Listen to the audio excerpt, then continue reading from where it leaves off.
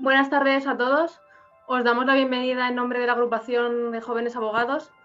Antes de nada, queríamos mandar un mensaje de condolencias y apoyo a todos aquellos que tenéis algún ser querido en los hospitales y también para los que desgraciadamente ha fallecido algún ser querido, os mandamos toda nuestra fuerza y todo nuestro apoyo. Antes de iniciar la ponencia, queremos manifestar nuestro más sincero agradecimiento a José María Fernández Comas, de Derecho Práctico, y también a nuestro compañero Ángel Alonso por la organización de la ponencia y por hacer posible que se puedan llevar a cabo estos talleres. Para todos aquellos que no forméis parte de nuestros chats, nos gustaría recordaros que podéis hacerlo enviándonos un email a aja@icam.es, aja@icam.es. Os agradeceríamos que en este mail, por favor, nos especifiquéis si sois estudiantes, si sois colegiados de Madrid o si sois de otro colegio también. Por otra parte, con el fin de dar una difusión por redes sociales a esta ponencia, os agradeceríamos que compartáis una imagen difundiéndolo con el hashtag AjaPráctico, etiquetando a AJA y también a Derecho Práctico. Y así de esta forma podamos llegar a más compañeros y también podéis compartir vuestras opiniones a través de redes sociales. Estos días vamos a realizar bastantes talleres, aparte del que estamos haciendo hoy, por lo que os recomendamos que estéis al tanto de vuestros chats, de redes y también del mailing, para poder estar al día e informaros de todos los talleres que van a acontecer. Por último, y antes de dar paso a mi compañero, me gustaría daros unas instrucciones acerca del uso de la herramienta. Algunos seguramente ya las conozcáis, pero para los que seáis nuevos o incluso queréis tener la información, os la trasladamos. En la parte derecha del webinar vais a ver que tenéis dos apartados. Uno es para preguntas, en el que podréis dejar todas las preguntas que más tarde serán contestadas. Y en el punto 2 tenéis los materiales y archivos en los que vais a encontrar la presentación, información de los colaboradores de AJA y la infografía del funcionamiento básico del webinar. Si queréis descargar esta información, o bien la podéis arrastrar directamente a vuestra carpeta o la podéis descargar. Esto depende de lo que estéis usando, ya sea una tablet o un equipo. Por lo tanto, no sé si mi compañero José María quiere apuntar algo más. Pues sí, María, quería agradecer a los asistentes que han vertido su valioso tiempo, porque aunque estemos como estamos, el juego sigue siendo valioso en el programa formativo online que estamos organizando con nosotros, los cracks de AJA Madrid. Hoy todo un tema muy candente y realmente Javi Martínez, el abogado que viene, os va a resolver muchas dudas. Os recuerdo, por otro lado, que mañana tenemos una webinar a las 4 acerca de cómo y por qué emprender en el sector legal, tanto en despachos por cuenta propia como incluso en el ecosistema Legal Tech. Y el jueves tenemos otro taller a las 6 sobre una especialización que, bueno, quizás haya tenido un parón ahora, pero hasta ahora había tenido mucho tirón y lo va a seguir teniendo seguro, como ese de Fashion Law, el derecho de la moda. En las redes sociales tenemos el hashtag en Twitter AjaPraco, y sobre todo que las preguntas las canalicemos, las preguntas a los ponentes a través de la funcionalidad que ha indicado ella, el tema preguntas, ¿de acuerdo? No a través de los correos, mucho mejor, más operativo. Tenéis un material en documentos 2 al 5, solo os adelanto que os enviaremos, vais a disponer de la presentación que van a emplear los ponentes, en ese sentido os será más cómodo el taller, y luego también si descargáis un PDF en documentos, veréis una serie de ofertas, incluso de descarga de ebooks, realmente muy recomendable, ebooks sobre gestión del despacho, innovación y herramientas de gestión del despacho que os van a interesar mucho. Descarga gratuita, por supuesto. Nada más, María, pues sigue disponiendo tú como quieras. Muchas gracias, José María. Pues sin más dilación voy a dar paso a mi compañero Javier Martínez, que es compañero y también miembro de la Junta de la agrupación, y nos va a hablar de un tema de actualidad, como ha comentado José María, que son las tarjetas revolving y la situación tras la sentencia del Tribunal Supremo 149/2020 de 4 de marzo. Muchas gracias a todos y espero que lo disfrutéis. Buenas tardes, muchas gracias María, muchas gracias José María, muchísimas gracias Ángel por poder organizar esto. En primer lugar me presento, soy Javier Martínez, soy vocal de la Junta Directiva de AJA Madrid, estoy aquí con Patricia Suárez, que es también compañera, y os vamos a hablar esta maravillosa tarde que parece que va a llover sobre las tarjetas revolving y y lo que es el control de usura y muy concretamente pues cómo está la situación después de la sentencia que ha dictado el Pleno del Tribunal Supremo en el 4 de marzo de 2020. El esquema es muy sencillito. Vamos a hablar primero de la comparación de ambas sentencias del Pleno del Tribunal Supremo, tanto de la de 2015, que causó todo el revuelo y puso en el punto de mira las tarjetas revolving, como la recientemente dictada hace escasamente pues 2 meses. Después vamos a hablar un poco, muy generalmente, porque el tiempo la verdad es que es breve y no nos permite hablar muy extendidamente de este asunto, sobre el control de usura. Más adelante también hablaremos de los requisitos del control de incorporación y transparencia. Y finalmente, pues hablaremos un poco, para abrir también el turno de preguntas y de debate, quizá por así decirlo, pues aquellas lagunas jurisprudenciales y legales que entendemos que se generan por el dictamen de ambas sentencias. Bueno, pues como íbamos diciendo, esto o esta problemática de la revolving surgió a raíz de una sentencia del Pleno del Tribunal Supremo. Fue y es la primera sentencia que el Pleno del Tribunal Supremo de la Sala Civil dicta en materia de usura desde su promulgación en 1908. Los hechos que se enjuiciaron en la instancia pues era una entidad financiera que estaba reclamando a un deudor prestatario las cuotas por una tarjeta revolver impagada. Es importante destacar, porque así se hace en los controles de usura, que esta tarjeta, en este caso concreto, fue suscrita en 2001. Es importante decirlo porque el control de usura se aplica sobre el interés que era aplicable en el momento de suscripción del contrato, y entonces se presentó esta demanda. Una de las oposiciones que alegó el deudor fue que el contrato y el tipo de interés aplicado era usurario, pero esta cuestión fue rechazada por el juzgado de primera instancia número 6 de Cerdanyola del Vallés, y lo que vino a decir esta sentencia de primera instancia es que las alegaciones fundadas por el demandado, que venían a decir que en comparación con el tipo de interés legal del dinero, que por aquella época estaba en un 5% más o menos, pues que el interés aplicado por la tarjeta revolving, que era muy superior al 20%, debía ser considerado usurario. Bueno, pues la sentencia de primera instancia entendió que no era así. Esta sentencia fue apelada ante la Audiencia Provincial de Barcelona en apelación, y la Audiencia Provincial de Barcelona, con un criterio propio de la propia sala, lo que viene a decir es que en atención a los tipos medios que se aplicaban por cajas de ahorros y por entidades bancarias a operaciones de créditos al consumo, que estaban en torno al 12 y el 13, como no superaba el doble de ese tipo de referencia, este tipo de referencia al parecer no fue mencionado por el propio demandado en la primera instancia, bueno, pues que en atención a ese tipo no concurría la nulidad por usura porque el tipo aplicado por la tarjeta litigiosa no era notablemente superior al normal del dinero. Bueno, pues teniendo esto en cuenta, hay que tener otros datos en cuenta. El más importante, aunque esta tarjeta fue suscrita en 2001, no fue sino hasta 2010 cuando el Banco de España empezó a publicar estadísticas específicas en las que de manera desagregada publicitaba cuál era el interés que se aplicaba en las tarjetas de crédito revolving. ¿Qué es lo que ocurría hasta antes de 2010? Pues que de una manera totalmente agregada se metían en el mismo cajón todas las operaciones de crédito al consumo, pues créditos al consumo que podrían ser de hasta 1 año, créditos al consumo que podrían ser de hasta 5 años, e incluso las tarjetas de crédito de pago aplazado revolving, y con eso se hacía una mezcla y se sacaba el interés de todas esas operaciones. Pues a partir de 2010 las tarjetas de crédito revolving se desagregan y tienen sus propias estadísticas. Esto es importante por lo que veremos ahora y por la problemática que generó esta sentencia en concreto. Entonces, una vez esta sentencia llegó ya a casación, lo que vino a sostener el recurrente, el demandado en la primera y segunda instancia, es que la tarjeta seguía siendo usuraria. ¿Qué es lo que nos dijo el Tribunal Supremo en esta primera sentencia de pleno que se dictó sobre la usura? Pues que no había que hablar tanto de si el interés aplicado por la tarjeta era excesivo en comparación con el normal del dinero, sino, y según lo que dice el artículo 1.1 de la Ley de Represión de Usura, si era notablemente superior al normal del dinero y manifiestamente desproporcionado con las circunstancias del caso. En este sentido, el Tribunal Supremo también nos dijo que teníamos que analizar no el tipo de interés, o sea, no el TIN, sino la TAE, la tasa anual equivalente. No nos valía con el tipo de interés nominal.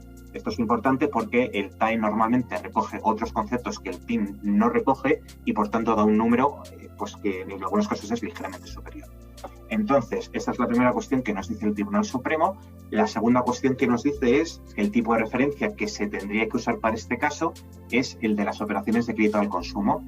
Lo que entiende es que en la comparación entre el tipo que se aplica por la tarjeta litigiosa y el tipo de referencia, sí concurre ese interés que es notablemente superior al normal de dinero. Y por tanto, lo que dice es que hay nulidad por usura. Pero además de decirnos eso, lo que nos dice también el Tribunal Supremo es que concurren una serie de circunstancias concretas en el caso que impiden que la entidad pueda alegar que ese interés está justificado. ¿Y cuáles son?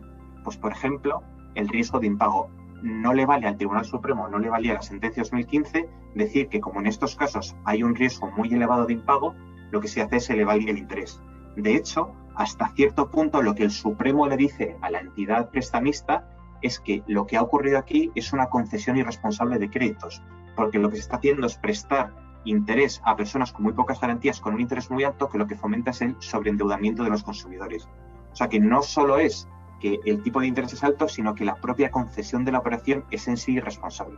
¿Qué es lo que ha conducido o cuál es la polémica generada por por esta sentencia y este fallo en concreto? Bueno, pues que, como os he dicho antes, no fue sino hasta 2010 cuando el Banco de España empezó a publicar esas estadísticas específicas para las tarjetas de crédito revolving, que esas estadísticas pues daban unos intereses medios en torno al 18-21%, más próximo al interés que se estaba aplicando en esta tarjeta litigiosa y muy, muy superior a los tipos de interés que estaban manejando pues las sentencias de primera y segunda instancia, que estaban en torno al 12, 13 y que en años posteriores disminuyeron al 8. ¿Cuál fue la conclusión de esta discordancia sobre qué tipo de referencia había que usar? Bueno, pues como podéis ver en este mapa que fue elaborado por DECAE, que la verdad es que es muy útil, no está actualizado del todo, pero sí es muy ilustrativo, pues en función básicamente del territorio donde cayera el juicio por cuestiones de competencia territorial, pues la decisión de un juzgado era aplicar un tipo de referencia seguido por la sentencia del Supremo. Hasta cierto punto incluso había casos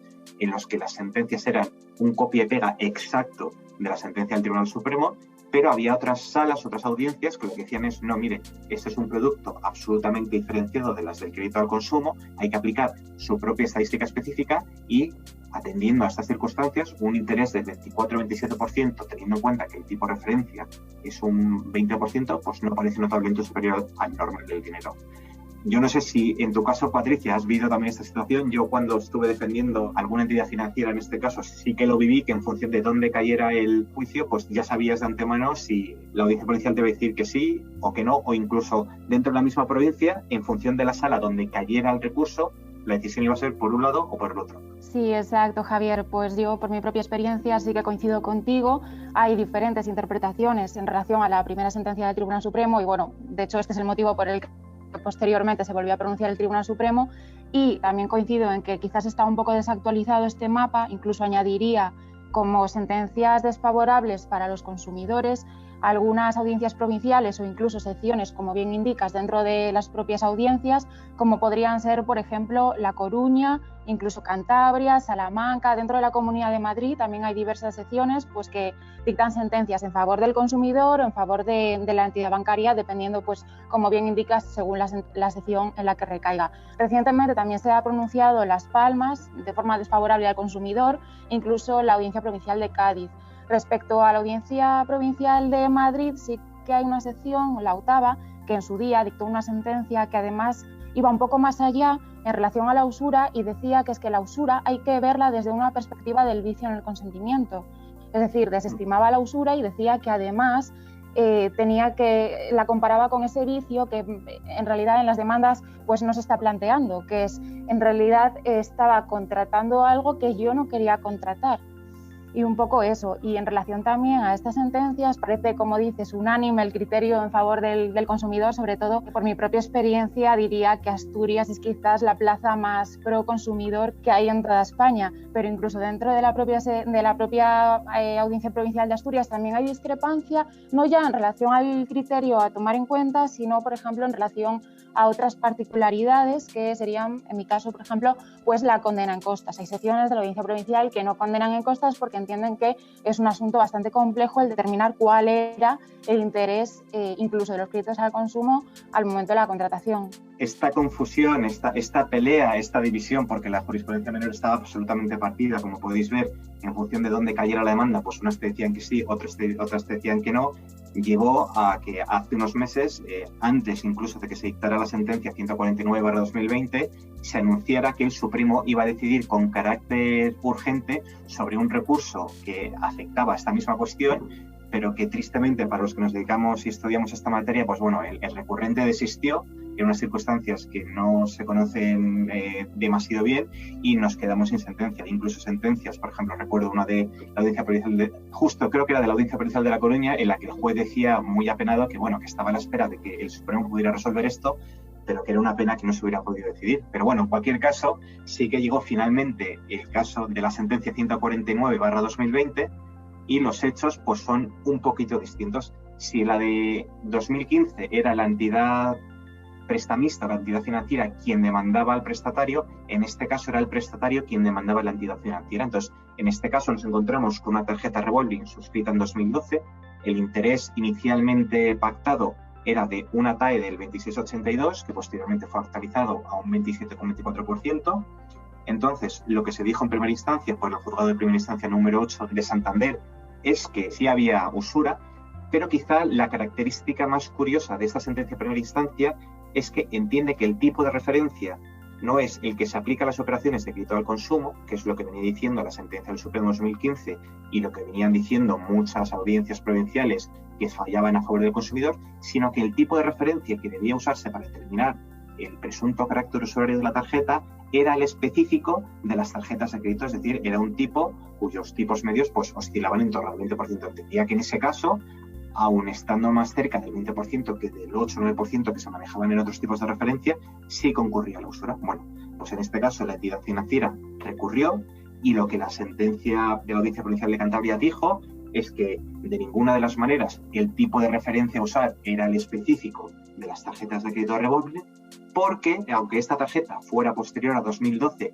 y en aquella época ya existieran estadísticas específicas del Banco de España para este producto, lo que dijo la Audiencia Provincial es que como la sentencia del Supremo 2015 optó por aplicar el tipo de referencia para operaciones de crédito al consumo, aunque este argumento, en mi opinión, es hasta cierto punto tramposo, porque para aquella tarjeta esas estadísticas no existían, porque era de 2001 y las estadísticas son de 2010, bueno, pues que como la sentencia del Pleno del Tribunal Supremo optó por ese tipo de referencia, se tiene que optar por ese tipo de referencia y, aunque la conclusión sea la misma, que es que se debe declarar la unidad por usura, el tipo de referencia es otro.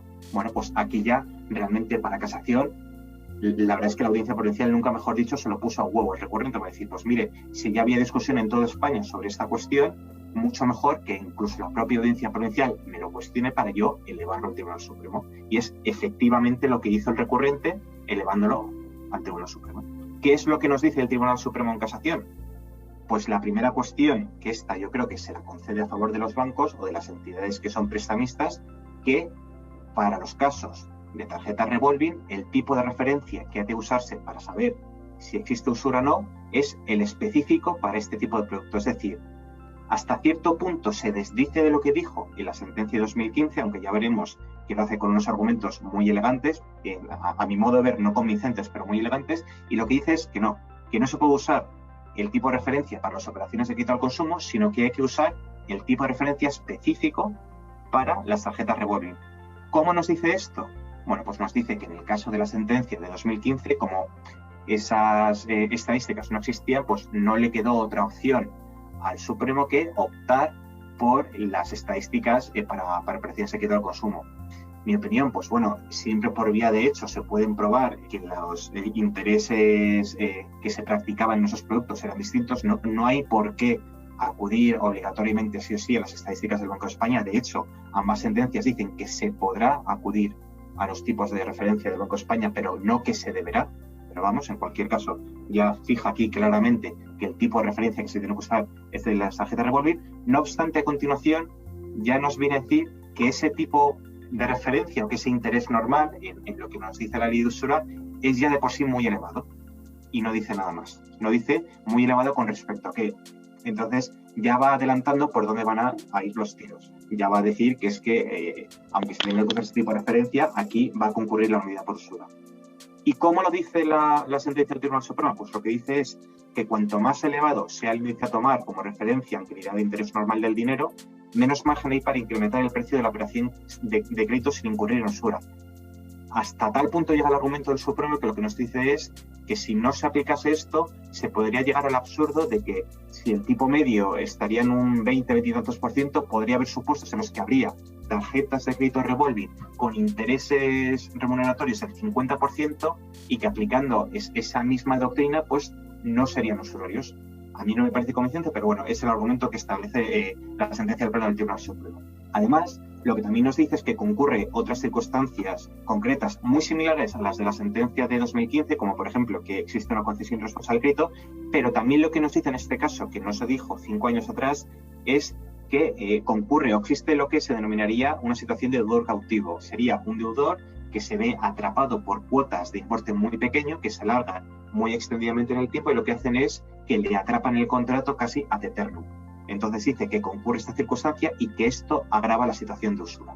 Además, y aunque reconoce que esto no fue materia del recurso de casación, porque se centró única y exclusivamente en la cuestión de la usura, pues lo que nos viene a decir es, así un poco obiter dicta, lo que viene a decir es que aunque no se pida propiamente dicho el control de incorporación y transparencia, estos controles siempre se podrían aplicar para analizar la validez y eficacia de una tarjeta revolving. Es algo que no concurre en este caso porque no es objeto del recurso y no es objeto de discusión entre las partes, pero el Tribunal Supremo, no obstante, nos recuerda que esto se puede llevar a cabo.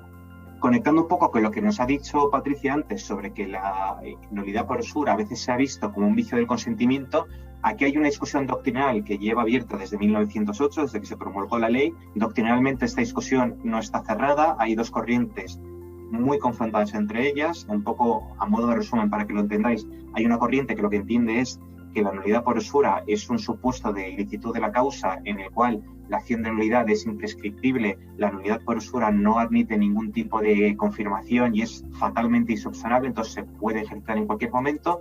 Y hay otra corriente que lo que dice es que la nulidad por usura se tiene que entender como un vicio del consentimiento que es confirmable, en la cual la acción de nulidad sí estaría sujeta a un plazo de caducidad. En este caso, bueno, pues lo que dicen esos autores es que estaría sujeta al plazo de caducidad de 4 años del artículo 1301 del Código Civil. Pero esto no es lo importante.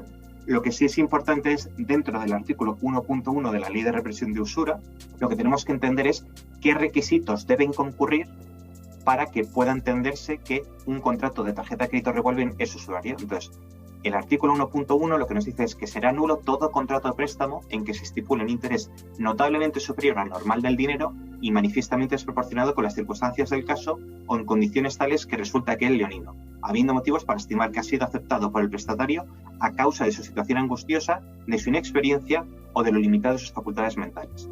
Bueno, pues este artículo también dio, en el momento de promulgación de la ley y en los debates parlamentarios, lugar a muchísima discusión sobre cuáles eran los requisitos que debían exigirse, si debían exigirse de manera acumulativa, si debían exigirse de manera alternativa, si esto regulaba un solo supuesto de nulidad o dos. Esta discusión jurisprudencialmente también se mantuvo y lo que nos viene a decir el Tribunal Supremo en la sentencia de 2015 es que a partir de los años 40, concretamente a partir de una sentencia de 1942, lo que el Supremo establece es que este tipo se dividiría en requisitos de dos tipos.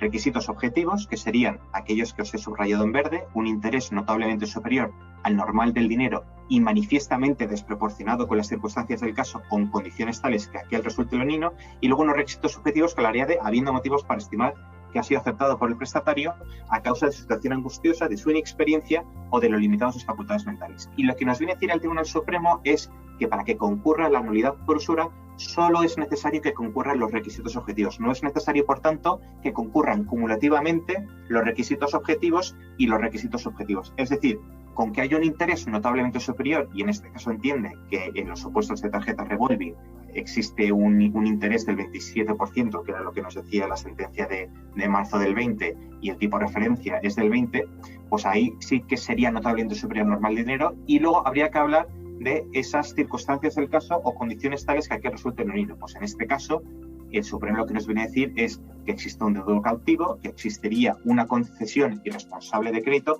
y que además el riesgo de impago no justificaría la elevación de ese tipo. Así es como en este caso se podría justificar, por lo menos como lo dice, o en palabras de la sentencia del Supremo, el éxito de una acción de nulidad respecto de una tarjeta revolving.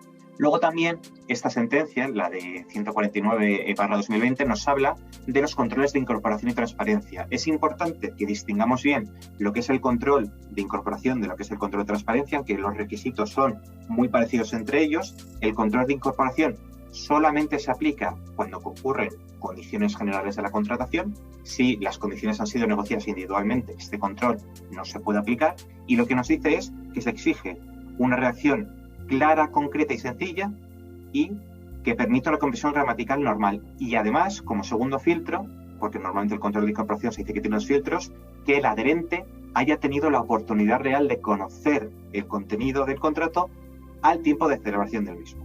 En cambio, el control de transparencia lo que exige es que estemos ante consumidores, es decir, el requisito subjetivo es distinto. No discrimina según estemos ante condiciones generales de la contratación o no, sino que discrimina en función de si estamos ante consumidores que contratan o ante profesionales que contratan. Y lo que nos dice con requisitos muy parecidos es que es necesario que las cláusulas estén redactadas de forma clara y comprensible, también que el adherente, aunque bueno, realmente aquí sería el consumidor, pueda tener un conocimiento real de las mismas, de forma que ese mismo consumidor ya informado pueda prever, y aquí quizá la sutil diferencia entre uno y otros controles, sobre la base de esos criterios precisos, pueda tener o pueda comprender la carga real económica del contrato y de sus consecuencias. Es una diferencia un poco sutil, y lo que nos viene a decir la jurisprudencia entre uno y otro control es que la transparencia implicaría un plus respecto del control de incorporación. Normalmente estos controles, como se aplican, es pues respecto de las condiciones generales de la contratación que se hayan suscrito para la tarjeta de crédito revolving específica. Pues normalmente suele ser sobre el reglamento de la tarjeta que se suscribe, y a veces también sobre los extractos que se van remitiendo, en el que van desglosados los gastos en los que se han cumplido. Último lugar, un poco por aclarar o por dar un poco de luz sobre qué claros y qué oscuros existirían a raíz del dictamen de la primera sentencia y de la segunda.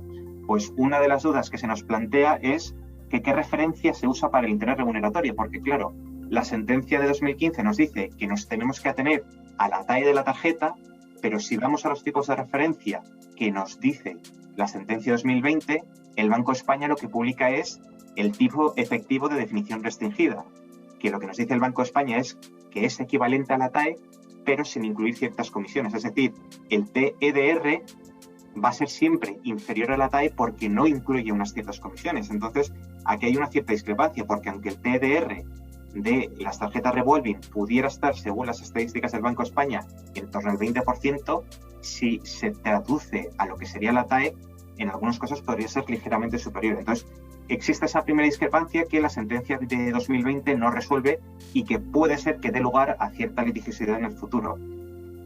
El segundo punto, que yo creo que es el más importante, es a partir de cuánto interés hay usura. Entonces, en el caso de la sentencia 2020 estaríamos hablando de un interés inicial del 26,82%, y lo que entiende el Supremo es que ese interés es usurario. Si el tipo de referencia es del 20% y un tipo del 26,82% es usurario, pues lo que cabría preguntarse es si el interés aplicado a la tarjeta revolving enjuiciada en 2015 por el Tribunal Supremo, que era de 24,60%, es, a raíz de estos nuevos criterios y parámetros, usurario. Pues es algo que la sentencia del 20 no nos resuelve. Entonces, este cuadro es un poco de elaboración propia. Lo que tendríamos serían tres áreas. Una primera zona de peligro en la que, para aquellos intereses cuya TAE sea del 26,82 o superior, pues parece claro, a raíz de lo que nos dice el Supremo en la sentencia de marzo del 20, muy claramente esos contratos o esos intereses van a ser declarados usurarios. Tendríamos, por así decirlo, una zona segura en los que los intereses que estén por debajo del 20% parece que van a estar dentro de lo que sería el mercado, o incluso sería inferior a ese tipo medio. Y luego tendríamos esta zona de duda en la que no sabríamos muy bien si estaríamos ante intereses usurarios o no, y lo que tendríamos que aplicar es esta regla que nos dice el Supremo, que no es especialmente clara, de que cuanto mayor sea el interés, menor va a ser el margen. Pues claro, está claro que si tenemos un 26,82, como ha dicho el Supremo, o tenemos circunstancias excepcionales que justifiquen esa elevación que sean distintas a las establecidas en la sentencia, o parece que el contrato tarjeta de crédito revolving va a ser declarado usurario. Pero imaginaos que estamos ante una tarjeta con un tipo del 22. pues estaría en esa zona de duda, pero en la franja más baja, yo personalmente entiendo que no sería declarado usurario, pero esto es expresamente, esta forma de determinar si es usurario o no, con las palabras que ha usado el Supremo en su reciente sentencia, lo que en mi opinión creo que va a dar lugar a muchísima litigiosidad y seguramente sea la siguiente cuestión que el Supremo tenga que resolver en una eventual sentencia. Otra de las dudas que plantea es que dice que el interés normal que se usa como referencia para las tarjetas revolving es ya de por sí muy elevado, y lo dice así entre comillas, es ya muy elevado. Pero muy elevado respecto a ¿qué? Porque lo que nos dice la ley de usura en su artículo 1.1 es que hay que compararlo con respecto al interés normal del dinero. Yo lo que entiendo aquí es que el Tribunal Supremo, quizá de manera un poco subrepticia, lo que está haciendo es una segunda comparación. No sé si con respecto al interés que se aplican a las operaciones de crédito al consumo, que es muy inferior al de las tarjetas de crédito revolving, y lo que está intentando decirle al mercado es, oiga, ustedes, señores del mercado, regulen estos intereses a la baja porque ya a nosotros de por sí nos parecen muy elevados. A mí no me parece una interpretación muy correcta de la ley de represión de usura, pero es lo que ha dicho el Supremo y es a lo que nos tenemos que atener. Y por último, otras cuestiones también muy importantes que tampoco resuelve el Tribunal Supremo y que dio lugar a que en 2015 se dictara esa sentencia es, muy bien, usamos el tipo de referencia de las tarjetas revolving, que son aquellos tipos publicados específicamente por las estadísticas del Banco de España a partir de 2010, pero ¿qué ocurre con aquellas tarjetas que han sido suscritas con anterioridad? Pues la sentencia de 2020 tristemente no nos resuelve esta circunstancia. Lo que nos viene a decir es que, bueno, en su caso, la sentencia de 2015, como no tenía este tipo, bueno, pues optó por aplicar el de las operaciones al consumo y lo da como válido. Pero si damos eso como válido, vamos a volver a la misma situación que generó la sentencia de 2015, que es que vamos a analizar productos que ahora el Supremo entiende que son distintos, con tipos de referencia que engloba productos que nada o no son específicos o no propiamente dicho recogen todas las características endogámicas propias de las tarjetas de crédito revolving, y va a dar lugar a esa misma discusión. Pues tarjetas de 2001, aunque tengamos esta nueva sentencia, si las enjuiciamos con el tipo de referencia de operaciones de crédito al consumo, pues a lo mejor no es lo más acertado si en 2020 el Supremo está diciendo que hay que enjuiciarlo con tipos específicos para crédito revolving. Pues a lo mejor lo que hay que hacer es, si no disponemos de estadísticas específicas del Banco de España, intentar calcular esos tipos de referencia con otros supuestos de hecho, pues estadísticas que hayan emitido otros operadores o otras estadísticas. No tienen por qué ser las del Banco de España, porque además no se establece que tenga que ser obligatoriamente, ni la ley de usura lo dice, ni la propia sentencia lo dice. Entonces, esas son las 4 cuestiones que a priori entendemos van a generar una litigiosidad bastante grande. Es decir, la sentencia de 2020, claro que resuelve la cuestión principal planteada y generada por la sentencia del 15, que es qué tipo de referencia se tiene que usar, pero también deja muchas dudas. No sé si, Patricia, tú estás de acuerdo, tienes alguna otra duda más, opinas igual que yo, opinas distinto. Sí, Javier, pues bueno, básicamente opino lo mismo, y en relación a la última laguna que has indicado, sí que es cierto que supone una inseguridad absoluta en relación a los contratos anteriores del año 2010, y es que por una parte el Tribunal Supremo dice, bueno, tenemos que aplicar la media de las tarjetas de crédito y rige un principio de especialidad, es decir, tenemos que atenernos a unos datos especiales cuando existan. Pero ¿qué ocurre entonces con los contratos anteriores del año 2010? Sobre todo porque si el Banco de España no tiene datos, ¿quién los tiene? Pero bueno, en relación a eso, también podría darse el supuesto de que la entidad bancaria discutiese cuál es la media de los créditos al consumo. Y digo esto porque la sentencia también recoge que, bueno, que en el año 2015, un poco como para cubrirse las espaldas, utilizaron la media de los créditos al consumo, pero porque nadie lo discutió. Dices que no era controvertido que se aplicase o no la media de los créditos al consumo. Partimos de que había consenso en este sentido. Por lo tanto, ¿qué puede ocurrir si ahora una entidad bancaria discute la aplicación de la media de los créditos al consumo en contratos, lo que digo, anteriores al año 2010? Ahí, claro, también estamos un poco a lo que diga el juez, es decir, al propio criterio de cada uno. Porque si bien no hay datos relativos a las tarjetas que proporciona el Banco de España, sí que hay métodos para más o menos calcularlo.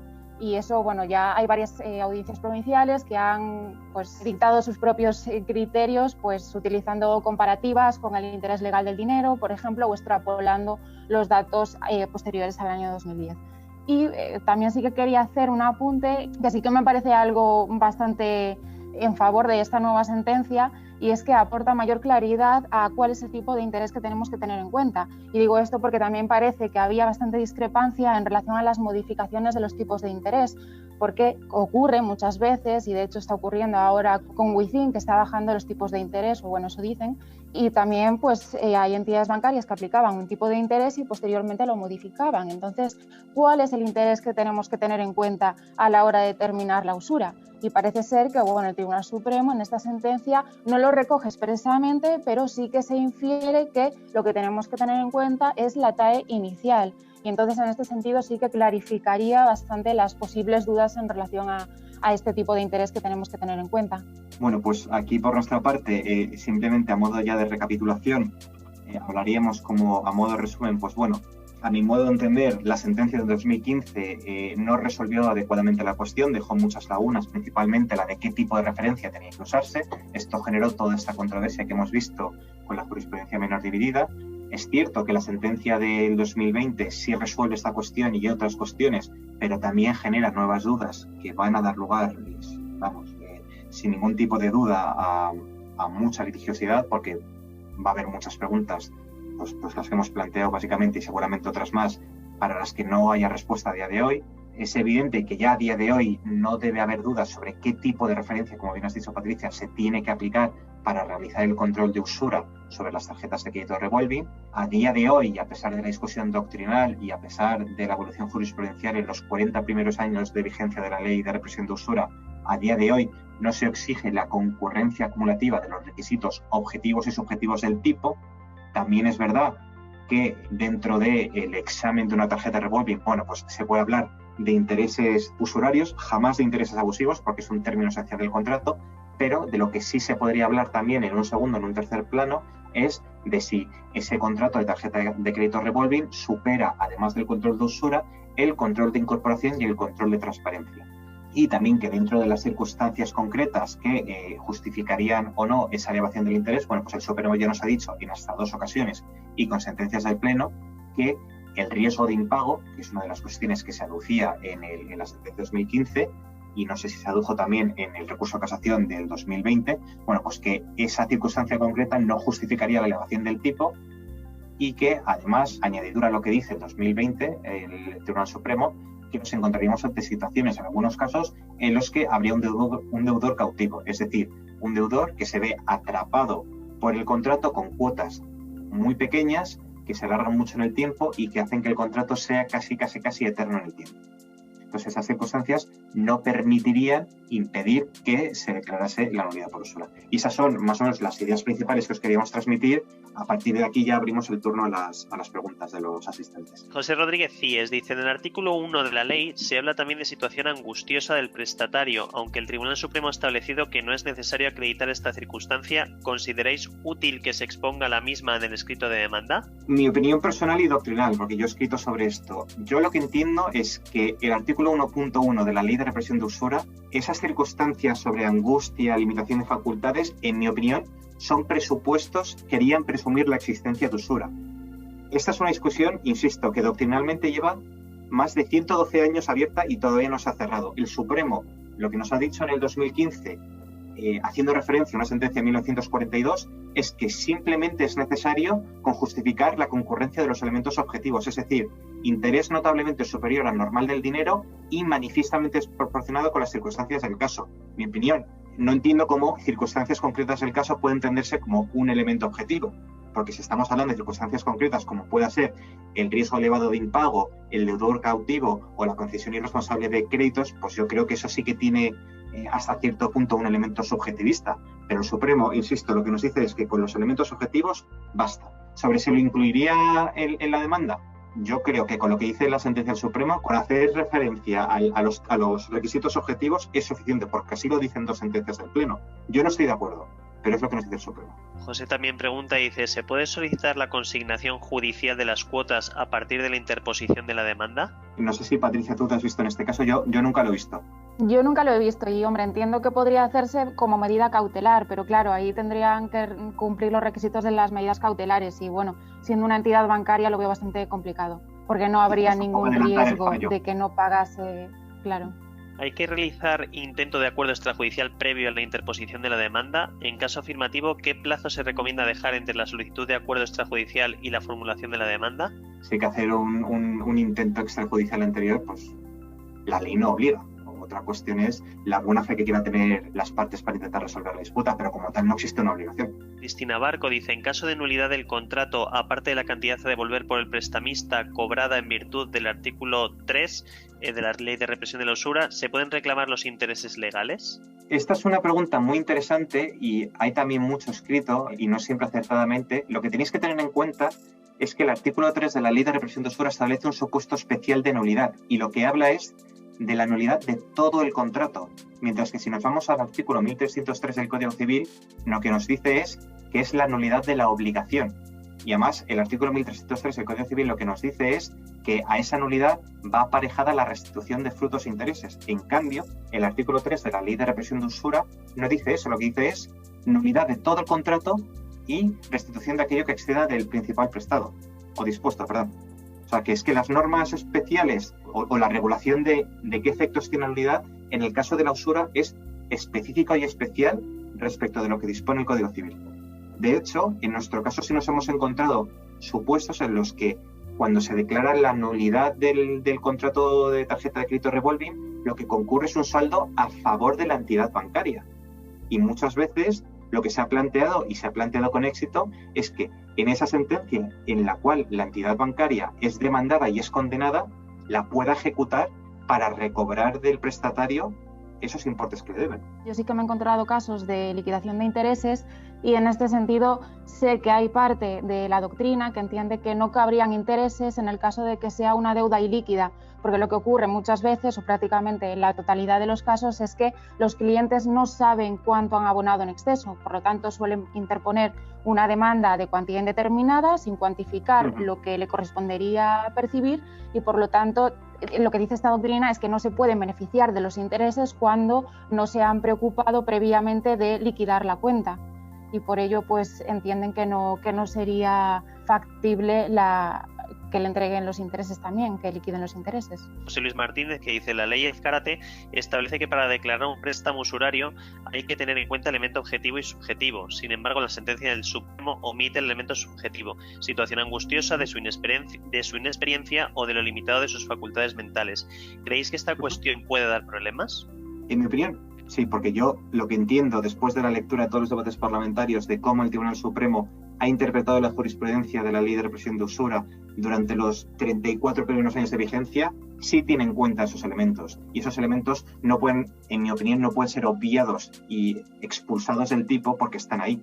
Si lo que quiere hacer el Supremo es modificar la redacción del artículo 1.1 de la Ley de Represión de Usura, bueno, pues que se haga esa modificación de esa ley, pero no tener en cuenta esas situaciones a mí no me parece justo, sinceramente. O sea, creo que hay que tener en cuenta todo el tipo. Y, por ejemplo, una de las circunstancias que históricamente se tenían en cuenta para no estimar el carácter usurario de los préstamos era que el prestatario o la parte que sufría la usura en sus carnes era un profesional. Entonces, lo que el Supremo entendía es que como ese profesional tenía conocimiento perfecto de qué es lo que estaba contratando, no se le podían aplicar esos controles de usura. También tienes que tener en cuenta que es que la Ley de Represión de Usura se dicta en 1908, cuando en ese momento no existe normativa protectora del consumidor. La interpretación, en mi opinión, que se está haciendo ahora un poco de la Ley de Represión de Usura, hasta cierto punto está enfocada, si no contaminada, a través de un filtro muy consumerista. Entonces, lo que nos viene a decir el Supremo es que, bueno, que con la protección que hay que dar al prestatario y que con que concurran los requisitos objetivos, ya sería suficiente. Yo creo que los objetivos también tendrían que ser necesarios tenerlos en cuenta. Y, de hecho, tanto la sentencia del 15 como la sentencia del 20 tienen en cuenta circunstancias objetivas concretas. Cristina dice, si el contrato revolving es anterior al 2010, momento en que se empiezan a publicar las tablas del Banco de España con los tipos de interés, ¿con qué tipo de referencia se debe comparar? Sí, es lo que más o menos ya indicamos. Parece que lo que hacen las audiencias provinciales o los juzgados de primera instancia es aplicar de forma casi sistemática la sentencia del año 2015. Es decir, ahora tienen dos escenarios. Después del año 2010 aplicamos la media de las tarjetas de crédito conforme a la nueva sentencia del Tribunal Supremo. Con lo que ocurre con los contratos anteriores, de momento no lo sabemos, pero probablemente lo que ocurra es que sigan con el criterio que estaban llevando hasta ahora, que es me amparo en la sentencia del año 2015 y lo que voy a hacer es compararlo con créditos al consumo. Aquí ya entra un poco también lo que haga la entidad bancaria y lo que interprete el juez en relación a lo que ya señalé anteriormente respecto a que el Tribunal Supremo ahora dice que no habían discutido cuál era el término comparativo. Entonces, las entidades bancarias lo que pueden hacer ahora es discutirlo y entonces intentar que el juzgado o la audiencia pues le compre un poco su argumento y que efectivamente lo compare con las tarjetas de crédito. Pero bueno, de momento no se sabe, pero sí que parece que los que sean anteriores al año 2010 se seguirán comparando con los créditos al consumo en relación al criterio de la duplicidad que recogía esta sentencia del Tribunal Supremo del 2015. Saida Calatayud pregunta: en la práctica y como consejo para agilizar, cuando el cliente no dispone ni siquiera del contrato, ¿qué aconsejaríais? ¿Diligencias preliminares o solicitarlo como prueba anticipada? Yo no sé si esto entra dentro del presupuesto objetivo de prueba anticipada, lo desconozco porque no lo he estudiado y yo como diligencia preliminar nunca lo he visto. No sé si yo como diligencia preliminar lo he visto, sí, pero creo que tampoco podría entrar a lo mejor entre los requisitos de las diligencias preliminares, pero bueno, por poder se puede solicitar. Otra cosa ya es lo que ocurra después. Pero bueno, otra opción también sería solicitarlo de forma extrajudicial y si la entidad bancaria no lo quiere facilitar, ponerlo de manifiesto la demanda y que lo aporte en el periodo de prueba oportuno, lo que también denotaría un poco la mala fe de la entidad bancaria que no le quiere proporcionar el contrato. Laura Ramírez pregunta: a colación de la fuente para consultar el normal interés aplicable, ¿qué otra fuente de consulta tenemos al margen del Banco de España?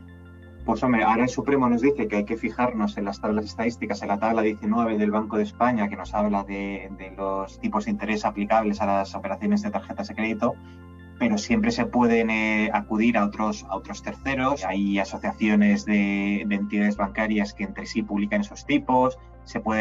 Hay asociaciones de usuarios, me parece, que también publican periódicamente los tipos practicados por las distintas entidades de crédito. Es decir, no solo hay el Banco de España, hay otras muchas fuentes que, lamentablemente, en mi opinión, el Supremo no quiere tener en cuenta y que sí ayudarían pues en los casos sobre todo anteriores a 2010, ayudarían a verificar y a adverar cuál es el tipo normal practicado antes del 2010. Es decir, que no solo hay el Banco de España, hay mucho más. Y en relación a lo que dices, Javier, se me viene a la cabeza, por ejemplo, ASNEF. ASNEF sí que recoge la media de las tarjetas de crédito, por ejemplo, para el año 2008 y 2009. No lo recoge anteriormente, pero bueno, por lo menos esos 2 años sí que facilita la media y se puede comprobar que efectivamente era un 20% más o menos. Cristina pregunta: en caso de consideración del contrato de crédito revolving como usurario, ¿existiría condena en costas para la entidad de crédito? Pues la redacción original de la ley Azcárate así lo preveía, creo que era en el artículo 11 o 12. Con la reforma de la ley de represión de usura a raíz de la ley de enjuiciamiento civil, pues ya nos vamos al régimen general de costas de los artículos 394 y siguientes y efectivamente, si hay una estimación total de todas las pretensiones, lo lógico es aplicar esos artículos de la ley de enjuiciamiento civil y por tanto condenar en costas. Si por el contrario lo que concurre es una desestimación total, bueno, pues yo entiendo que la condena en costas será para el demandante. Sí que me he encontrado con 2 supuestos de exoneración de costas a la entidad bancaria. Uno era lo que había mencionado anteriormente, por complejidad del asunto. Si la entidad bancaria alega que el asunto es especialmente complejo, sobre todo antes de la sentencia del Tribunal Supremo, incluso después de la sentencia de ahora de marzo, porque ahora se ve que efectivamente pues, aplican un interés diferente al que antes aplicaban. Entonces, la entidad bancaria puede agarrarse a esa discrepancia entre audiencias provinciales, incluso entre el propio Tribunal Supremo, y decir que, bueno, que el asunto es complejo y que presenta dudas de derecho, y hay algunas audiencias provinciales que compran también ese argumento. El segundo supuesto es un supuesto que mencionabas antes, Javier, y es el caso de que sea el cliente quien deba dinero a la entidad bancaria. Es decir, si después de liquidar la cuenta se declara nulo el contrato, resulta que el cliente dispuso de más cantidad de la que abonó. En ese caso tiene que devolver el capital prestado. Aquí, bueno, ya sería otro tema a mayores, que sería una discusión de ¿estamos ante 2 acciones o ante una única acción? Pues las audiencias provinciales que entienden que estamos ante 2 acciones no estimarían la acción de reclamación de cantidad y ya supondría una estimación de la demanda parcial y por lo tanto sí que exoneraría de la condena en costas a la entidad bancaria. Son los 2 supuestos que yo me he encontrado en la práctica. Pregunta Laura Ramírez, dice, respecto a la acción de nulidad para la reclamación de usura, ¿qué mecanismos existen para fundamentar el error al contratar si el producto no está catalogado como completo? Y te hace una pregunta a ti directamente, Patricia, y dice si es posible que remitas los datos de la sentencia de la audiencia que has citado. Sí, la sentencia de la Audiencia Provincial de Madrid, sección octava, creo recordar que es la del 30 de octubre del 2018. Respecto a la fundamentación del error, bueno, es un poco también en relación a la transparencia, es decir, lo puedes probar, pues en realidad que no comprendía lo que estaba contratando, que pensaba que estaba contratando otro producto, pero bueno, eso ya sería más en relación al interrogatorio de parte, que ya no depende de la propia parte que lo pidan. Entonces es un poco más complicado de defender si es el propio actor quien lo alega. Sí, de hecho, a raíz de lo que dice Patricia, no es siempre fácil que los asuntos de revolving lleguen a juicio, porque muchos jueces no son muy proclives a que esto vaya más allá de la audiencia previa, porque dicen que con la documental basta. Y esa sentencia de la Audiencia Provincial de Madrid que acaba de citar Patricia, lo que dice es, citando a una autora muy famosa, Elsa Sabater Baile, que ha escrito muchísimo sobre usura, esta autora, parafraseando los debates parlamentarios de la ley Azcárate, lo que viene a decir es que Gumersindo de Azcárate, que fue el precursor de la norma, en un momento de los debates parlamentarios lo que viene a decir es que la nulidad que preveía esta ley se configuraba como un vicio del consentimiento, y de ahí lo que entiende es si ha existido o no error en la contratación de este producto.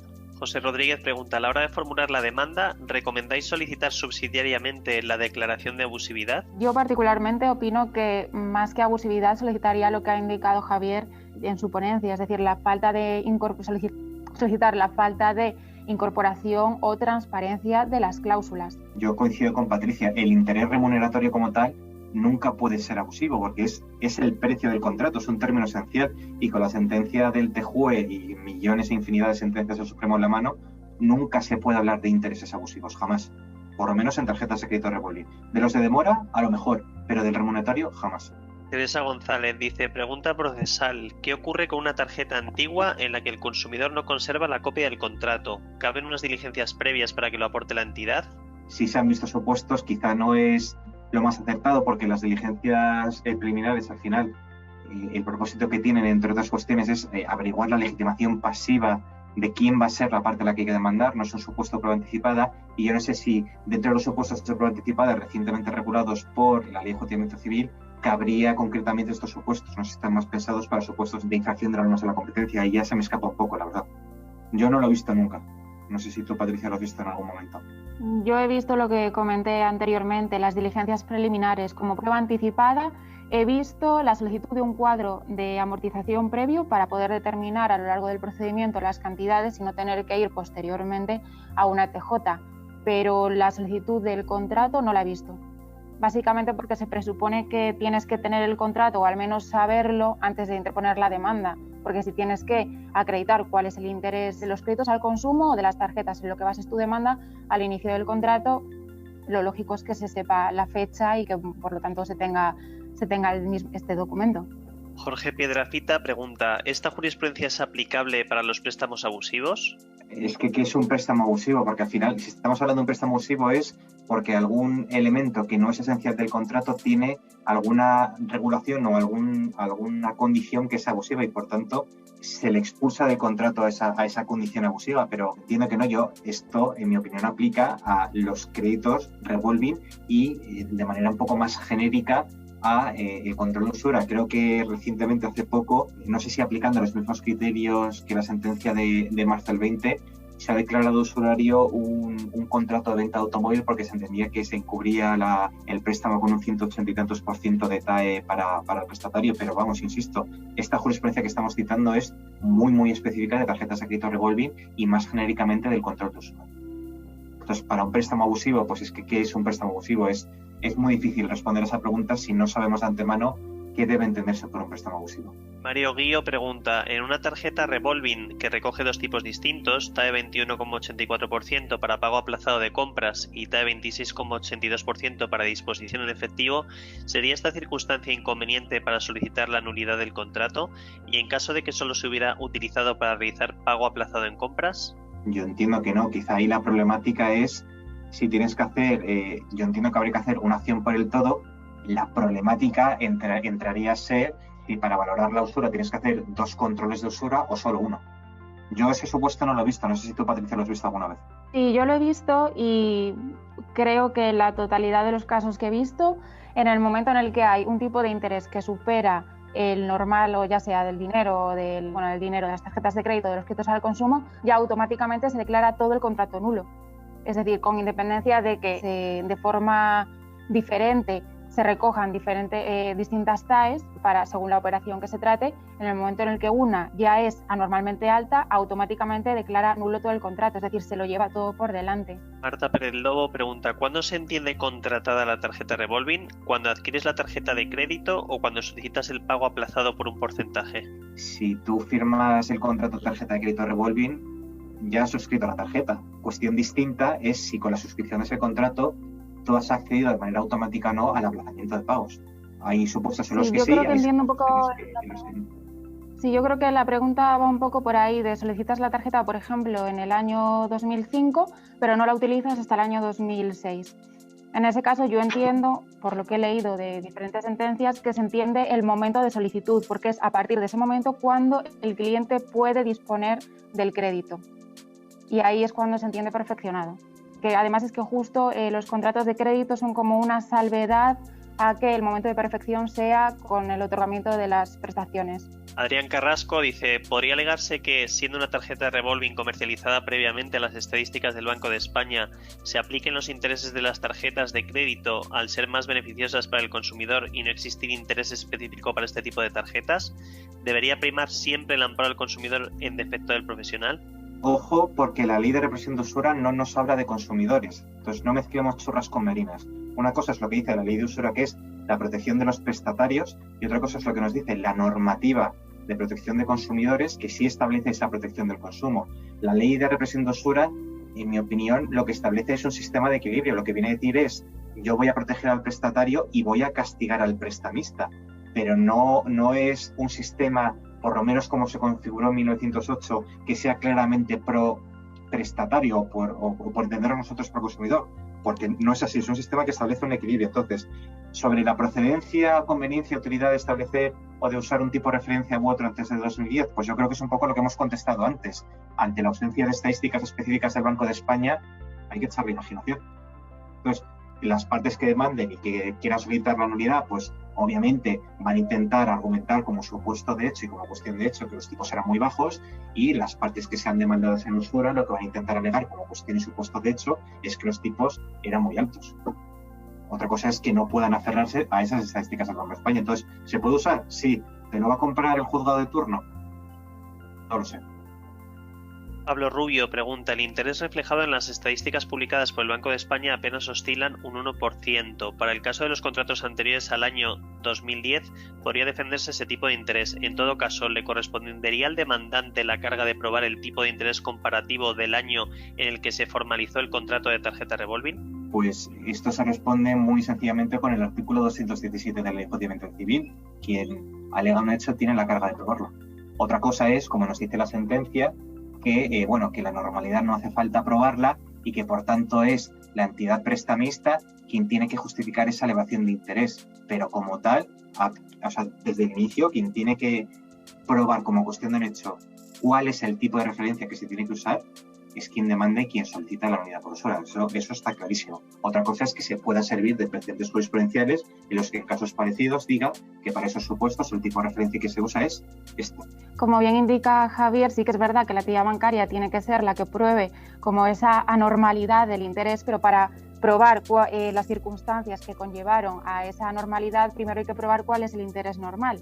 Y yo sí que me he encontrado sentencias o casos en los que el demandante no aporta absolutamente ninguna prueba de cuál es el interés ni de las tarjetas de crédito ni de los créditos al consumo. Entonces, hay muchas audiencias, muchos juzgados que dicen, bueno, es de acceso público, yo voy a la web del Banco de España y lo veo, pero hay muchas otras que dicen que no, que como indica Javier, el artículo 217 es claro, quien tiene que probar cuál es el interés es la parte actora. Y por lo tanto, como no lo prueban, me he encontrado con desestimaciones de la demanda por no acreditar cuál es el interés, ni de las tarjetas, obviamente porque no le beneficia al actor, pero ni de los créditos al consumo siquiera. Mario pregunta, ¿es inconveniente para apreciar la nulidad del contrato el hecho de que recoja la posibilidad de cambiar la forma de pago desde la de pago aplazado en cuotas mensuales por defecto con interés posiblemente usurario a pago de totalidad de lo dispuesto a final de mes sin intereses bajo petición del consumidor? No es un inconveniente. Yo sí he visto casos y me he visto en casos en los que el cliente en un momento dado ha optado por un pago aplazado, ha pagado la totalidad, ha optado por cambiar la modalidad de pago a pago total y después ha vuelto a optar por esa modalidad de pago aplazado y años después ha demandado por usura respecto de todo y se ha concedido esa nulidad por usura. Yo no lo veo como un inconveniente, es simplemente una modalidad o una facilidad que otorga el contrato en sí. Sí, yo estoy totalmente de acuerdo contigo. En el momento en el que se establece un tipo de interés usurario, normalmente alto, en el contrato ya supone la posibilidad de nulidad, hayas optado por un tipo de pago o por otro. En realidad ese tipo de interés está en el contrato, por lo tanto tienes totalmente el derecho, la facultad de pedir la nulidad del contrato. Isaac Vicente Padilla pregunta, ¿es probable que en fase de reclamación extrajudicial la entidad financiera reconozca el carácter usurario del préstamo? ¿Cómo crees que será la defensa en parte de las entidades financieras?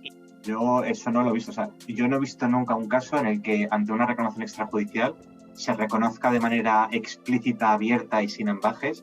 Sí, no se preocupe, tiene usted razón, mi crédito es usurario. Yo nunca lo he visto. No sé si tú, Patricia, lo has visto en tu caso. Yo tampoco, nunca. Francisco Alarcón pregunta, ¿cómo puede considerarse el límite del 20% como normal comparándolo con el de interés del dinero que actualmente está entre el 0 y el 1%? Bueno, porque una cosa es lo que es el interés del dinero establecido en las tablas específicas del Banco de España y lo que es el interés normal, o lo que nos define el Tribunal Supremo, que es el interés normal, es ese interés que se aplica a productos que son de igual naturaleza o características. El dinero, aunque tenga que ver con las tarjetas de crédito revolving, porque al final son medios que permiten disposición de dinero, está claro que una cosa es el interés del dinero como tal y otra cosa es el interés al que se comercializan esos productos muy específicos que son las tarjetas de crédito revolving. Por eso esa diferencia, al final, quien establece esa diferencia o quien establece que ese interés normal sea el 20% es el mercado, a falta de una regulación expresa, como sí ocurre en otros países donde hay una limitación expresa, o como venía siendo dicho aquí, una tasa, que en España fue abolida en 1856 porque se prohibió la tasa y lo que se dijo es que se establecía una libertad de intereses que promulga posteriormente el artículo 315 del Código de Comercio. Al final, quien regula qué interés remuneratorio tiene un producto concreto es el mercado. El Banco de España lo que hace es limitarse a recoger esa normalidad del mercado, de ahí que se hable de interés normal. Teresa González pregunta, en caso de sentencia favorable al cliente, se anula el contrato, pero ¿puede dar lugar a devoluciones por parte de la entidad crediticia por pago excesivo? En caso de nulidad del contrato, se tiene que liquidar y el resultado se estará a él. Una cosa es, a mí me ha ocurrido alguna vez que la sentencia determine de manera específica cuál es el resultado de esa nulidad del contrato, que se puede o se podrá no estar de acuerdo, y las más de las veces también lo que suele ocurrir es que se declara la nulidad del contrato, no se establece cómo se tiene que hacer ese reparto y entonces aquí llegan dos opciones, o que las partes entre ellas de buena fe se intentan poner de acuerdo para resolver y dar vida a esos efectos anulatorios del contrato, o que se de ejecución a quien le interesa la nulidad del contrato, ya sea una parte importante, ya sea la otra parte, incluso la prestamista, interesa la ejecución y diga, mire, yo quiero ejecutar la nulidad de este contrato porque a lo mejor el saldo deudor no es a favor del prestatario, sino a favor del prestamista. Entonces, ¿que puede dar a pagos excesivos? Yo nunca lo he visto. Yo normalmente lo que veo es que las partes se acuerdan y dentro de ese propio acuerdo pues hay unas renunciaciones porque se entienden satisfechas las partes. En ejecución, pues lo que suele ocurrir es que la parte requerida aporta la justificación de cuál sería el saldo y con esa justificación se tiene que convencer al juez que está tramitando y despachando la ejecución. Los pagos excesivos como tal me cuesta creer que haya, porque al final las partes lo que van a querer es que la resolución y la nulidad tengan unos efectos exactos, que no haya exceso ni para uno ni para otro. Emilio San Miguel pregunta, dado que se toma como referencia los tipos aplicados por las entidades prestamistas, ¿podría darse el caso de que éstas subieran los tipos aplicables para así subir automáticamente el tipo de referencia? En caso de ser así, ¿hay algún mecanismo por parte del Banco de España que controle este aspecto? El Banco de España no controla el tipo de interés. El Banco de España lo que hace es recoger en sus estadísticas cuál es el interés normal que se practica en el mercado. ¿Qué es lo que nos dice el Supremo o qué mecanismos a raíz de las sentencias recientes del Supremo se podrían aplicar para evitar esa tentación de que las entidades, pues en una actuación presuntamente colusoria, suban entre ellas el tipo de interés, pues lo que nos dice la sentencia del Supremo dice que cuanto mayor sea el tipo de interés, menor es el margen que hay para apreciar la usura. Es decir, si ya con un tipo normal de mercado del 20% se está apreciando nulidad por usura con una sola diferencia de 6,82 puntos, 26,82, pues ya el margen es muy pequeño. Entonces, en ese supuesto hipotético de que se subiera más, ese margen sería incluso menor. Ese es el truco, por así decirlo, que establece la sentencia de marzo, quizás seguramente para evitar que las entidades no suban, sino yo lo que creo que nos está diciendo implícitamente el Tribunal Supremo es que las entidades tienen que bajar ese tipo, porque ya está diciendo incluso que ese tipo normal que practican es ya de por sí muy elevado. De hecho, lo que puede ocurrir es que las entidades bajen el tipo de interés para adaptarse un poco a la sentencia nueva del Tribunal Supremo y entonces bajen la media, pero en esencia es lo que has indicado ya. Y Carlos Javier Fernández dice, en base a todo lo que habéis expuesto, ¿qué solicitaríais en el súplico de la demanda? Pues hombre, si estamos hablando de nulidad de revolving por usura, yo solicitaría la nulidad por usura. Eso está claro. Luego, no sé si ejercitaría otras acciones, pero como poco la nulidad por usura.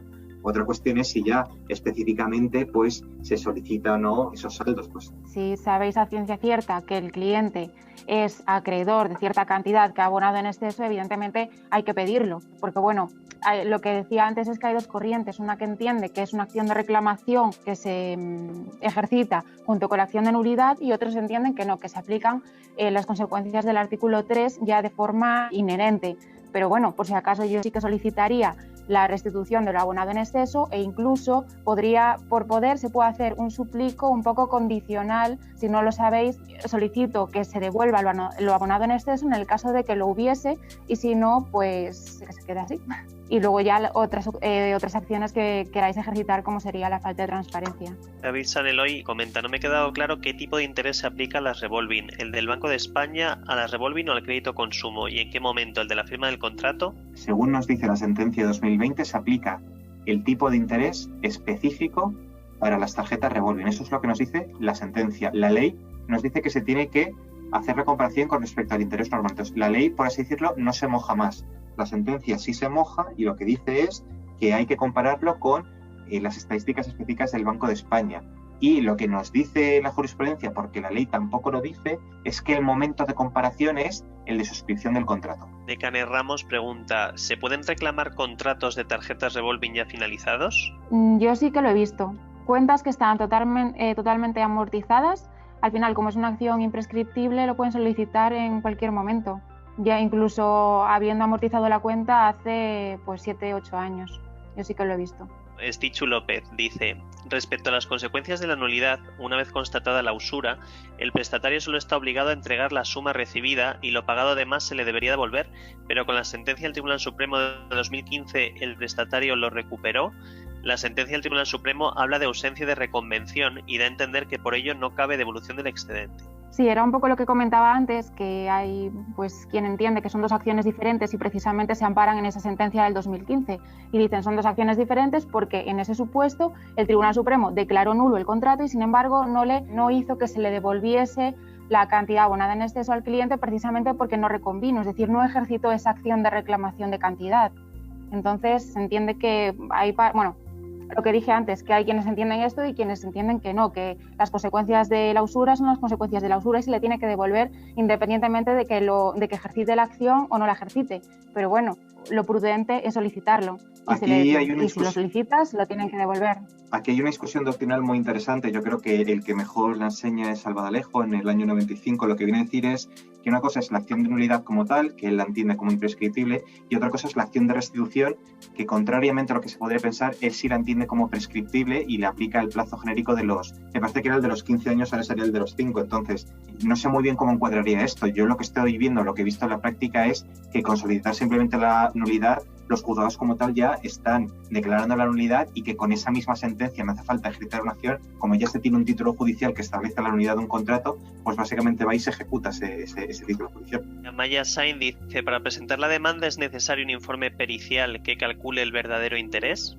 No sé a qué se refiere muy bien con verdadero interés, pero en general en los reglamentos de las tarjetas y normalmente los extractos se suele indicar cuál es el interés que se aplica en las operaciones. Entonces, hacer una pericial sobre cuál es el interés realmente practicado, yo no le veo mucho sentido. No sé si tú, Patricia, has visto casos parecidos o opinas distinto. No le veo, opino lo mismo que tú, y es que no lo veo para nada práctico. Si no se dispone del contrato, pues se intentará conseguir mediante pues exhibición documental o cualquier otro trámite procesal, pero un informe pericial la verdad que no lo considero para nada práctico. Miguel Cuesta dice: mi pregunta es ¿qué estrategia de defensa para el banco podemos contemplar para las tarjetas comercializadas antes del 2010 sin tener la referencia comparativa de estadísticas del Banco de España para este segmento de producto?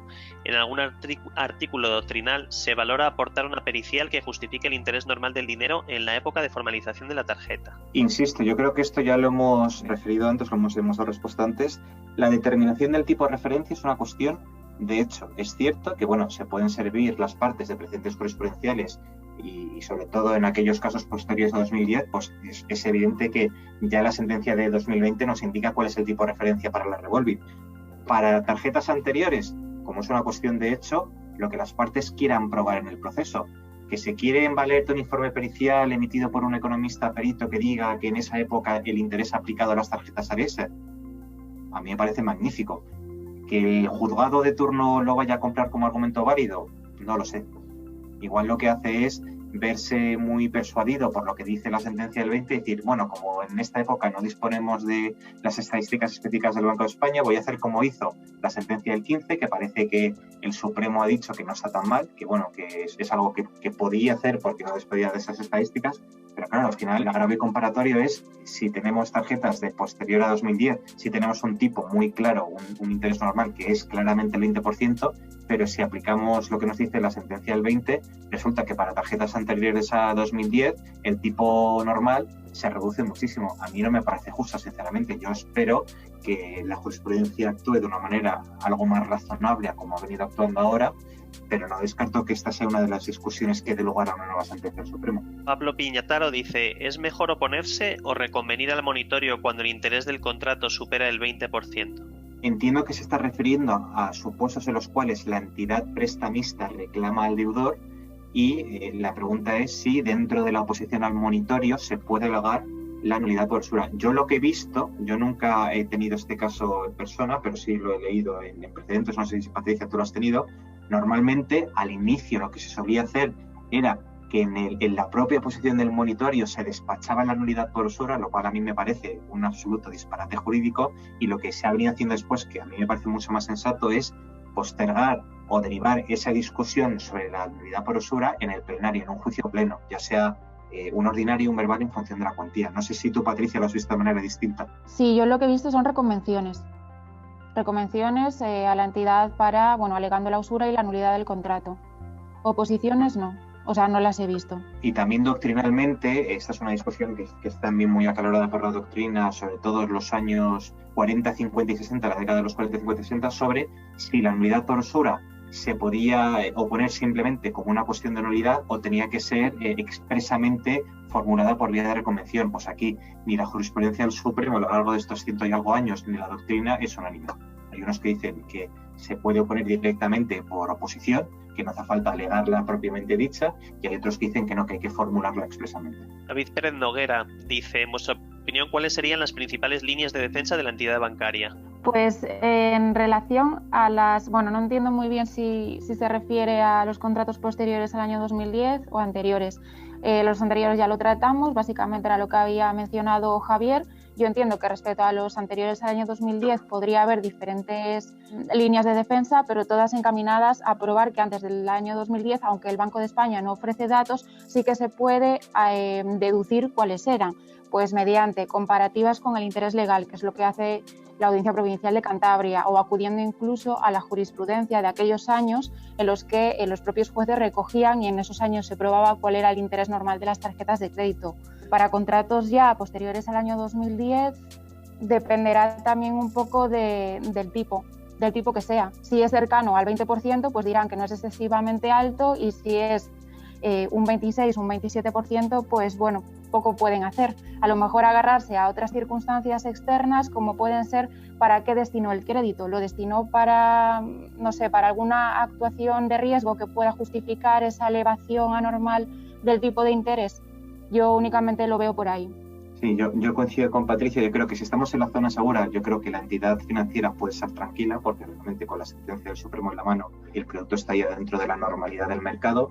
Para sentencias donde ya estamos en la zona de duda o en la zona de peligro, pues es evidente que el interés remuneratorio se sale del mercado y no va a haber circunstancia alguna que lo justifique. Entonces, ya en la zona intermedia, pues la entidad financiera, yo creo que como cuestión de hecho, no creo que fuese necesario probar como cuestión de hecho cuál es el interés normal si la tarjeta es posterior a 2010, porque ya tenemos las estadísticas del Banco de España. Si fuese anterior, sí que habría que probar como cuestión de hecho cuál es el tipo de referencia que se tiene que usar como interés normal.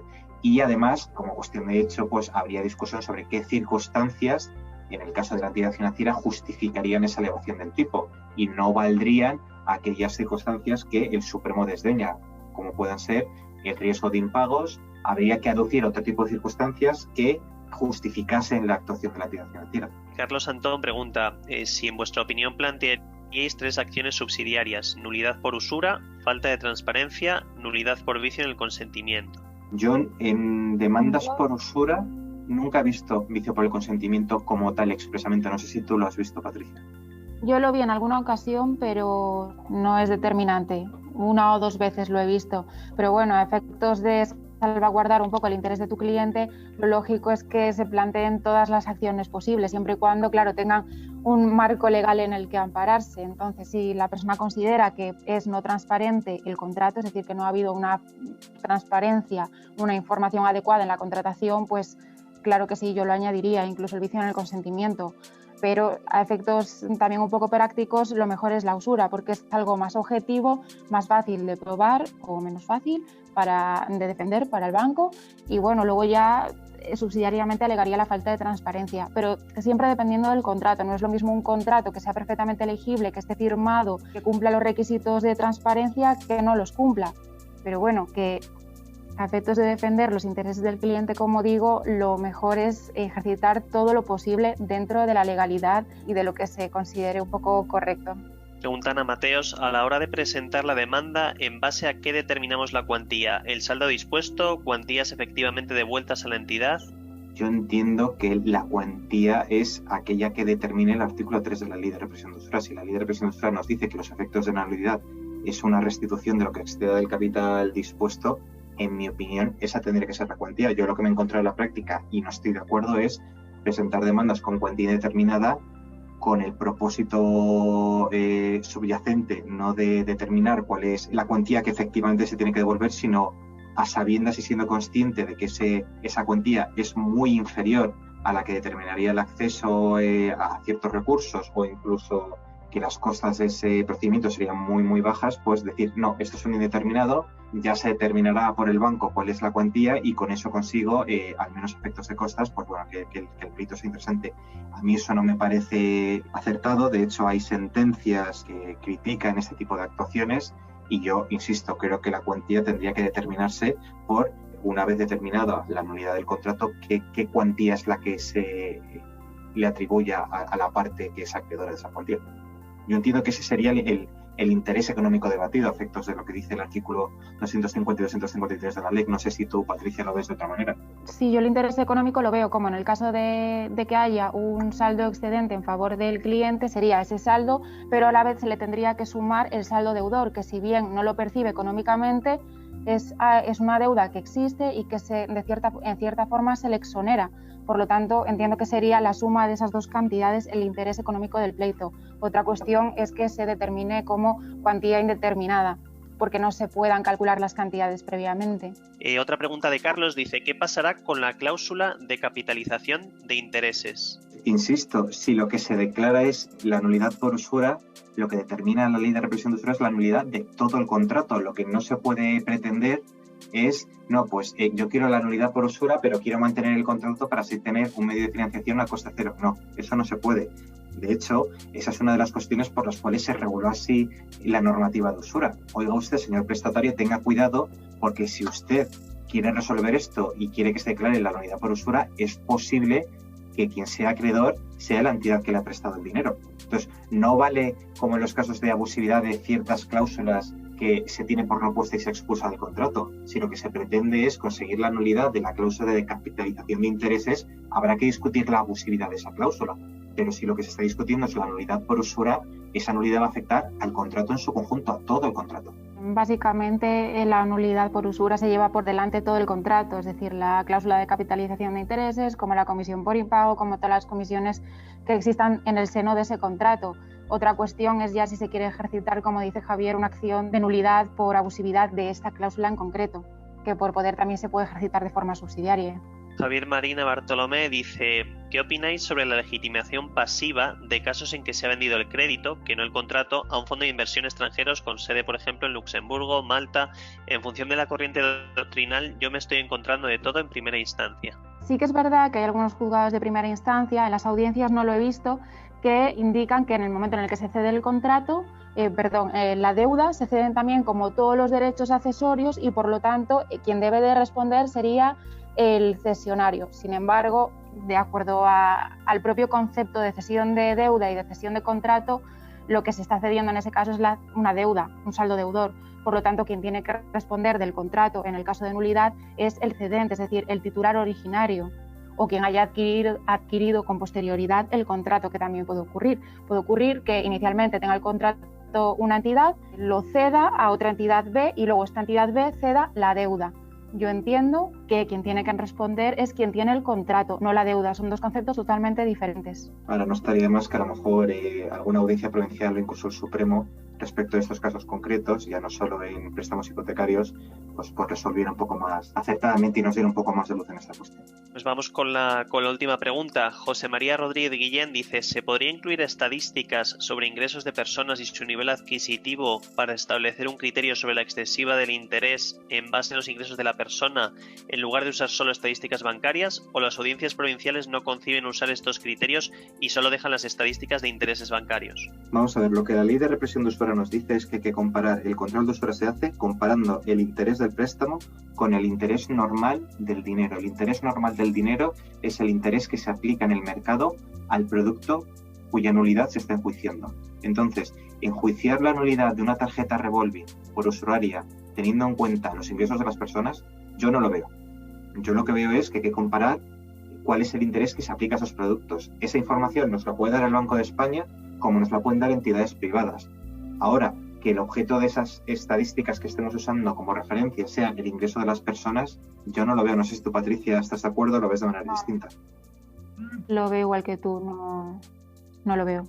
Muchas gracias a Javier y a Patricia por la magnífica ponencia que habéis hecho. Ha sido una exposición muy clara y muy completa acerca del tema. Muchas gracias también por contestar a todas las preguntas que os han formulado los asistentes. Agradeceros de nuevo a todos vuestra asistencia y os recordamos que la siguiente jornada que hemos organizado será mañana a las 4 de la tarde. Va a ser un tema también muy interesante, cómo y por qué emprender en el sector legal.